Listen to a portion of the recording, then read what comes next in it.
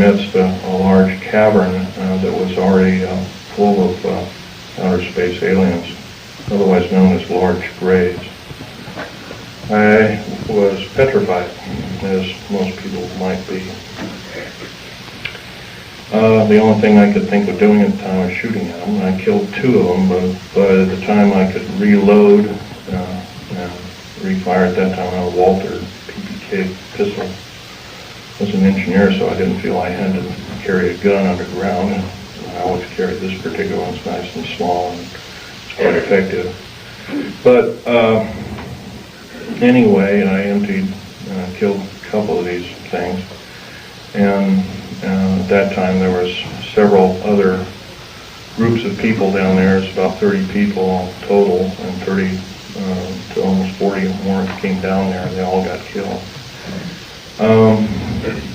Basically what had occurred was that we surprised a whole under mountain base of existing aliens, and later I was to find out that we are not the highest on the food chain. These aliens have probably been living on our planet for different groups of aliens anyway, the short and the tall grays at least, for 1 million years living here. And this could explain a lot of the theory behind the ancient theory of ancient astronauts and these other kinds of things like that. Might also explain the bloodthirstiness of different kinds of native populaces like the Aztecs, etc., Olmecs and whatnot. Anyway, I got shot basically here, and their kind of weapon wasn't really a gun-like thing. It was kind of like a box that they had on their body that they could manipulate. And it burned a hole in me, and it split my ribs apart, and kind of gory and all that kind of stuff. But anyway, it also gave me a high dose of rather nasty cobalt radiation. And I have cancer to this day. It's probably a result of it, although I can't prove that. Okay, the second part of my talk is topic number 2, and includes basically how this all occurred. How could we have possibly gotten involved? Well, we finished working with, we basically were beaten down by World War II, and I guess we were figured to be rather vulnerable as a populace in the world, which we were at the time.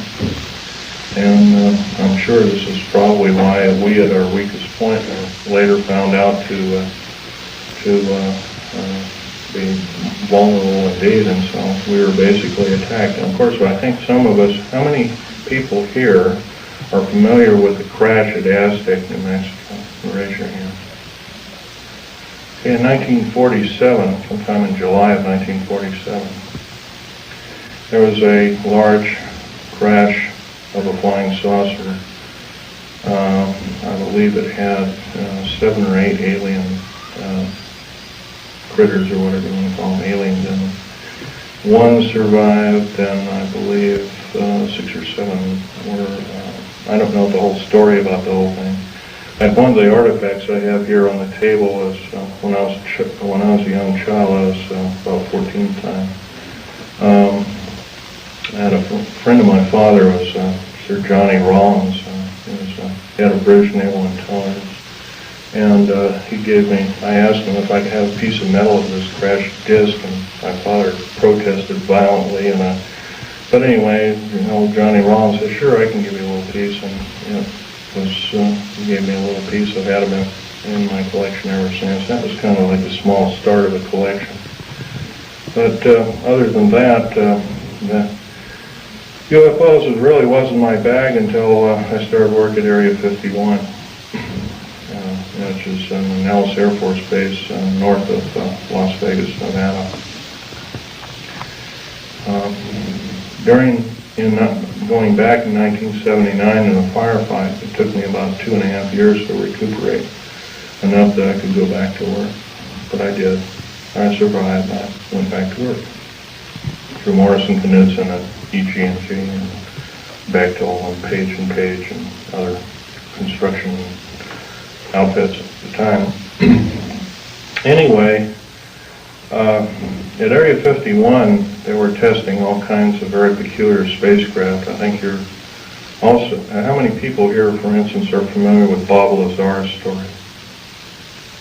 Good.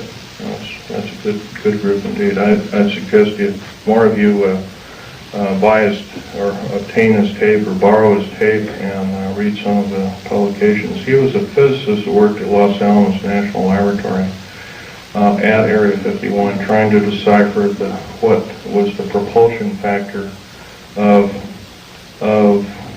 basically these alien spacecraft, these discs and other kinds of type of craft.